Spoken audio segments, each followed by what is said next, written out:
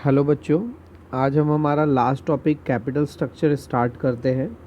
हमने बेटा लास्ट जितने भी लेक्चर्स कवर किए थे उसमें हमने कॉरपोरेट फाइनेंस के जो भी बेसिक फंडामेंटल्स थे, जैसे इन्वेस्टमेंट डिसीजंस क्या होते हैं, फाइनेंसिंग डिसीजंस क्या होते हैं, फिर उसके बाद में उनके कौन कौन से ऐसे फैक्टर्स हैं जो इनको अफेक्ट करते हैं। हमने उसके बाद में लास्ट लेक्चर्स में ही पढ़े थे वर्किंग कैपिटल्स क्या होती है हमारे लिए, फिक्स कैपिटल क्या होती है।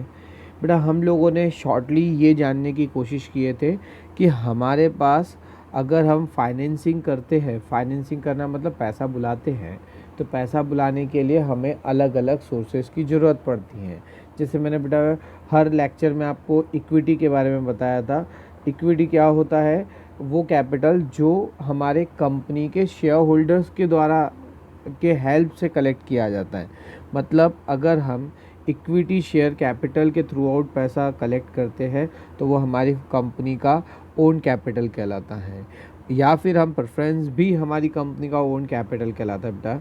लेकिन अगर हम कहीं दूसरी जगह से उधारी में पैसा ले के आते हैं, जैसे डिबेंचर्स हो गए, या फिर मैंने कहीं से बैंक से लोन ले लिया, या फिर मैंने कहीं से पब्लिक डिपॉजिट ले लिया, बॉन्ड ले लिया, ये सब बेटा आपके डेब्ट कैपिटल की कैटेगरी में आते हैं। तो बेटा हम यहाँ पर ये जो टॉपिक है कैपिटल स्ट्रक्चर, इस कैपिटल स्ट्रक्चर में ये जानने की कोशिश करेंगे कि हमारी कंपनी ने अगर मार्केट से पैसा बुलाई है तो कौन सी चीज़ों को क्या नाम बोला जाता है, कौन कौन से सोर्सेस अवेलेबल है, उनके बारे में हम डिटेल में स्टडी करेंगे। इसमें देखते बेटा स्टार्ट करते हैं। A company can raise its capital from different sources. अब डिफरेंट सोर्सेस के अंडर में बेटा दो सोर्सेस मैंने बताया आपको। पहला सोर्स होता है बेटा ओन कैपिटल, दूसरा सोर्स होता है बोरोड कैपिटल। बोरोड बोले तो उधारी में मांगा हुआ कैपिटल। और बोथ, और या बोथ मतलब दोनों तरीके से कंपनी पैसा बुला सकती है। दी own capital consist of equity share and preference share capital and reserve. Reserves जो बेटा वो होते हैं जो कंपनी ने फ्यूचर पर्पस के लिए अपने पास सेविंग करके रखी है। वर्डिंग ध्यान से समझिए। रिजर्व वो होते हैं जो कंपनी ने फ्यूचर के पर्पस के लिए अपने पास सेविंग करके रखी है, तो वो कंपनी के लिए क्या हो गया? रिजर्व। जैसे हमारे पास हमारी सेविंग्स होती है। अब सेविंग्स का क्यों करते हैं हम? क्योंकि फ्यूचर में अनसर्टेनिटीज़ अगर क्रिएट हो जाए, उस अनसर्टेनिटीज़ को शॉर्ट आउट करने के लिए हम रिजर्व को मेंटेन करते हैं। Reserves and surplus. सरप्लस बोले तो क्या होता है बेटा? प्रॉफिट को सरप्लस बोला जाता है। On the other hand borrowed source are debenture, loan etcetera. A combination of different sources are used in capital structure. ठीक है बेटा, अलग अलग टाइप के हम लोगों ने देखे कि जैसे अगर हमने बोरोड कर लिए, बोरोड मतलब मैंने बताया था कहीं से उधारी में ले लिए हमने, ठीक है, उधारी में ले लिए, या फिर हमने कहीं डिबेंचर से ले लिए, लोन से ले लिए। ऐसे बहुत सारे सोर्सेज हैं जिसमें मैंने आपको पब्लिक डिपॉजिट भी बताया था, ठीक है, और बॉन्ड भी बताया था। अलग अलग सोर्सेज बेटा हमारे पास अवेलेबल है। तो हमने बेटा अभी तक इसमें ये चीज़ चेक की है कि ओन कैपिटल वो कैपिटल होती है जो कंपनी के इक्विटी शेयर होल्डर या प्रेफरेंस शेयर होल्डर से लाई जाती है, खुद का हमारा रिजर्व हो या हमारा सरप्लस हो। दूसरा हमने ये देखे बेटा बोरोड कैपिटल क्या होती है, जो हमारे डिबेंचर होल्डर से आई हो, या फिर हमारे लोन से आए हो, या फिर अदर किसी भी प्रकार के उधारी में मांग के आई हो, तो हमारे वो डेब्ट कैपिटल की कैटेगरीज में आती हैं। इसमें हम लोगों ने ये भी पढ़े हैं बेटा कि it is nothing but security mix. Security mix क्यों बोला गया है बेटा इसको? सिक्योरिटी मिक्स बोलने का रीज़न यही है कि अगर कंपनी ने मार्केट में शेयर इशू करना है, मतलब शेयर या फिर डिबेंचर से पैसा लेना है, तो वो बुला सकती है। तो सिक्योरिटी मिक्स मतलब वो ओन से ही बुला सकती है और डेब्ट से ही बुला सकती है। That is called as an security mix. Next बेटा इसमें दिया गया है capital structure means mix up of various source of fund in desired proportion. Desired proportion मतलब जो प्रोपोर्शन कंपनी चाहे, ठीक है। लेकिन कभी भी ध्यान दीजिएगा, इसमें बहुत कम बुक्स में लिखा हुआ है 2:1 का रेशियो होना ज़रूरी है। 2:1 मतलब क्या? अगर आपने ओन कैपिटल 2 रुपए की है तो मैक्सिमम, वर्डिंग ध्यान से समझिए, मैक्सिमम डेप्ट 1 रुपए से ज़्यादा का नहीं होना चाहिए, 1 रुपए से ज़्यादा का डेप्ट नहीं होना चाहिए। ये पॉइंट ध्यान रखिएगा बेटा, ये आपके लिए बहुत ज़्यादा इम्पॉर्टेंट रहेगा। क्यों बोला गया है बेटा 2:1 का? क्योंकि अगर बेटा डेप्ट का प्रपोर्शन बढ़ गया तो रिस्क बेटा इक्विटी शेयर होल्डर की क्रिएट हो जाती है। क्योंकि डिबेंचर, जैसे कंपनी अगर डूबी तो बेटा डिबेंचर होल्डर या फिर बोरोड कैपिटल वाले तो अपना पैसा लेके चले गए, तो बेटा प्रॉब्लम किसके लिए क्रिएट हो जाएगी? वो हो जाएगी इक्विटी शेयर होल्डर के लिए। ठीक है, चलो स्टार्ट करते हैं आगे में टॉपिक को। Capital structure means mix up of various source of fund in desired proportion. To decide capital structure means to decide upon the ratio of different types of capital। different types of capital में वही point है बेटा, owned और borrowed, या आपकी own capital हो या फिर आपकी डेप्ट हो। ठीक है, डेप्ट्स हो। ठीक है बेटा, ये पॉइंट पे ध्यान दीजिएगा, ओन्ड हो या फिर हमारी डेप्ट कैपिटल हो। नेक्स्ट इसमें बेटा पढ़ते हैं आगे में। इसमें जॉन की बहुत बढ़िया डेफिनेशन है, इसमें देखते हैं। A firm's capital structure is the relation between the डेप्ट and equity that make up the firm's financing of its assets. तो हमने क्या देखने को मिला कि अगर हमारे डेप्ट या फिर इक्विटी शेयर होल्डर्स जिससे हमने पैसा बुलाया है, क्यों बुलाया है?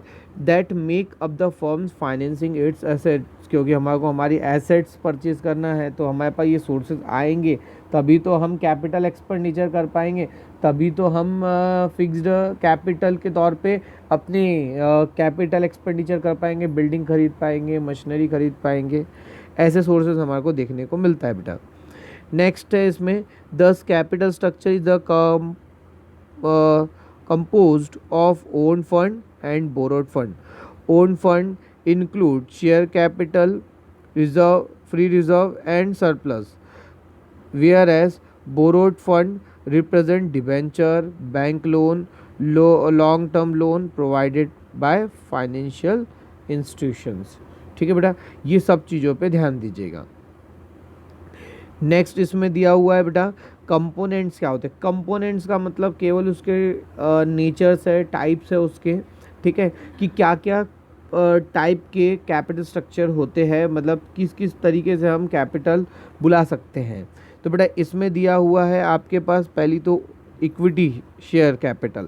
तो बेटा हम लोगों ने इक्विटी शेयर कैपिटल के बारे में पढ़ चुके हैं, ये बेसिक और फंडामेंटल सोर्स माना जाता है जो कि हमारा ओन कैपिटल होता है।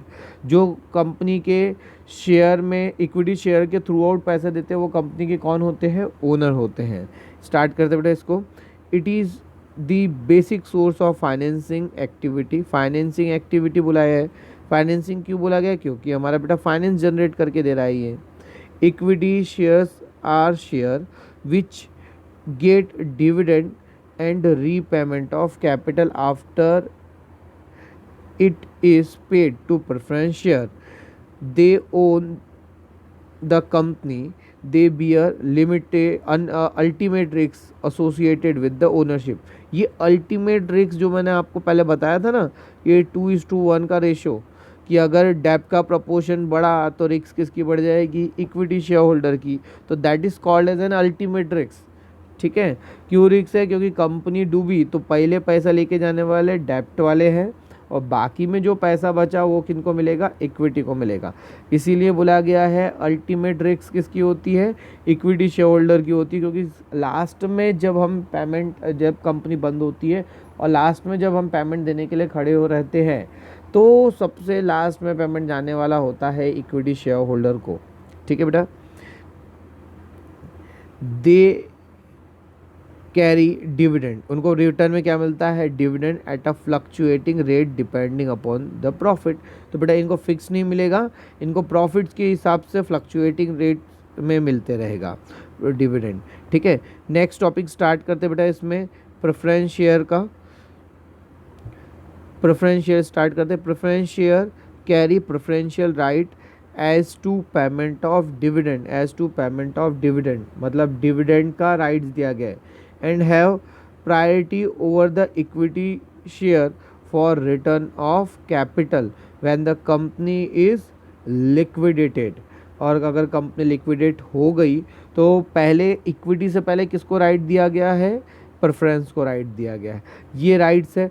और दूसरा राइट्स इनको दिया गया है बेटा कि इनको फिक्स डेट ऑफ डिविडेंड मिलेगा, ठीक है।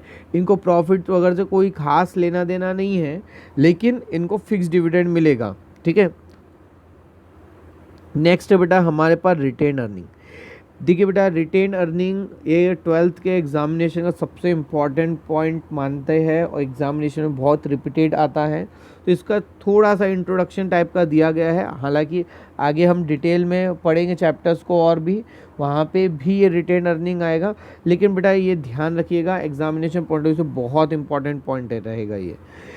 It is an internal source of financing. पहली बात तो ये इंटरनल सोर्स है। ये क्यों इंटरनल बोला गया है, क्योंकि कंपनी ने अपनी जो अर्निंग की उसमें से उन्होंने जितना भी पेमेंट उधारी में लेके आए थे उनको इंटरेस्ट दी, शेयर से पैसा बुलाए तो उनको डिविडेंड दिए, उसके बाद में जो पैसा बचा वो पैसा कंपनी ने अपने पास संभाल के रखी। तो ये पैसा जो उस कंपनी ने संभाल के रखी थी वही पैसे को कंपनी री इन्वेस्ट करती है, और री इन्वेस्टमेंट को ही बोला जाता है प्लॉगिंग बैक ऑफ प्रॉफिट, ठीक है। तो यही मतलब कहीं बाहर से हमने पैसा लाया क्या, नहीं, वो पैसा तो हमारे पास ही रखा था, इसीलिए बोला गया इसे इंटरनल सोर्स, मतलब कंपनी ने अपने लिए ही फाइनेंसिंग का अरेंजमेंट कर ली, that is internal source of financing, ठीक है बेटा। नेक्स्ट बेटा इसमें बोरोड कैपिटल। बोरोड कैपिटल मतलब वो कैपिटल जो हमने उधारी में लेके आए हैं। इसमें मैंने आप लोगों को पहले भी बताया था डिबेंचर्स होते हैं, डिबेंचर में देखिए it is an acknowledgement of loan raised by company, acknowledgement of डेप्ट का इक्नॉलेजमेंट है। इक्नॉलेजमेंट मतलब तो एक रिसिप्ट मिली है कि हमने कंपनी को उधारी में पैसा दिए हैं। कंपनी हैज़ टू पे interest eight N agreed rate. Agreed rate मतलब जो पहले से लिखा हुआ है इनका, जैसे यहाँ पे 10% डिबेंचर लिखा हुआ है, ठीक है, 10% डिबेंचर, तो ये 10% उसके रेट ऑफ इंटरेस्ट को डिनोट करेगा, ठीक है बेटा। नेक्स्ट है इसमें टर्म लोन। टर्म लोन का मतलब होता है बेटा हमने बैंक से कुछ समय के लिए, मतलब हो सकता है short term, medium term, long term, अलग अलग टाइप के टर्म्स लोन होते हैं, हमने लोन लेके रखे हैं। Term loan are provided by bank and other financial institution, they carry fixed rate of interest, और फिक्स्ड रेट ऑफ इंटरेस्ट हमारे को देना पड़ता है सेम वैसे ही। To understand the above concept we shall consider the following balance sheet. देखते बेटा इसमें बैलेंस शीट्स कैसे एक्सप्लेन किया गया है। जो हम लोगों ने बेटा ऑलरेडी यहाँ तक जो भी कॉन्सेप्ट मैंने आपको समझा के दिया हूँ, ये पूरे के पूरे कॉन्सेप्ट के बेसिस पे बनाया गया है एक बैलेंस शीट, ठीक है। उस बैलेंस शीट को हम डिटेल में समझने की कोशिश करेंगे कि कैसे हमने बैलेंस शीट को रिप्रेजेंट करेंगे इसमें। तो देखिए बेटा इसमें हम लोगों ने ऑलरेडी फाइनल अकाउंट पढ़ चुके हैं। फाइनल अकाउंट जो हमारे पार्टनरशिप का फाइनल अकाउंट है, इसमें बेटा कंपनी के नाम से फाइनल अकाउंट बैलेंस शीट दिया गया है। अब बैलेंस शीट को एक एक करके समझते हैं। पहली बात तो शेयर कैपिटल। शेयर कैपिटल में अगर हमने इक्विटी से पैसा बुलाया तो इक्विटी, प्रेफरेंस से पैसा बुलाया तो प्रेफरेंस। कितने शेयर बुलाए बेटा वो लिखा है, उसमें 10 रुपये का एक है तो टोटल वैल्यू आ गई। हम केवल यहाँ पर चेक कर रहे हैं, हम कोई बैलेंस शीट बनाने नहीं बैठे बेटा, यहाँ पे केवल हम उसका रिप्रेजेंटेशन देख रहे हैं कि वो किस टाइप से उसको शो किया गया है, ठीक है। फिर प्रेफरेंस देखिए बेटा, प्रेफरेंस दिया हुआ है, ठीक है। उसके बाद में कंपनी ने अपने रिजर्व एंड सरप्लस में 50,000 रुपये करीब में उनके पास में पड़ा हुआ है, ठीक है। उसके बाद में बेटा नीचे में देखते हैं इसके लायबिलिटीज़ में मैंने आपको बताया था कि कंपनी ने अगर डिबेंचर से पैसा बुलाई, ये भी कंपनी की लायबिलिटी है। ये कंपनी की कौन सी कैपिटल है, ये कंपनी की डेब्ट कैपिटल है बेटा, ठीक है। फिर बाहरी जो हमारे क्रेडिटर्स, बिल्स पेबल, वो सब चीज़ें इसमें आएगी बेटा। उसके बाद में आपने ये भी हमने देखे है कि ये पैसा कंपनी के पास आएगा, ध्यान से समझिएगा, कंपनी के पास में ये पैसा आएगा तभी कंपनी इन पैसों से क्या खरीद पाएगी, एसेट्स खरीद पाएगी। ये पॉइंट पे बिल्कुल ध्यान दीजिएगा। सोर्सेज जनरेट होंगे तभी कंपनी कैपिटल एसेट्स का क्रिएशन कर पाएंगी, बिल्डिंग खरीद पाएंगी, प्लांट एंड मशीनरी खरीद पाएगी। ये पॉइंट पे सब चीज़ों पे बेटा ध्यान देना है अपन को, ठीक है। फिर उसके बाद में कैपिटल स्ट्रक्चर में देखिए, हमारे पास में इक्विटी से हमने पैसा बुलाए थे, प्रेफरेंस से पैसा बुलाए थे, रिजर्व भी हमारे पास था, डिबेंचर भी था। तो ये सभी के पैसा आया तो हमारे पास 7.5 लाख रुपए 7,50,000 की टोटल कैपिटल कलेक्ट हुई। तो यही कंपनी के लिए क्या हो गया बेटा, कैपिटल स्ट्रक्चर, ठीक है। तो किसी ने अगर कंपनी आपसे मतलब अगर आपको बैलेंस शीट रिप्रेजेंटेशन के लिए दी गई और ऐसा पूछा गया कि कितने रुपए की कैपिटल्स है कंपनी की, तो आप क्या बताएंगे बेटा, 7.5 लाख रुपए की कैपिटल है।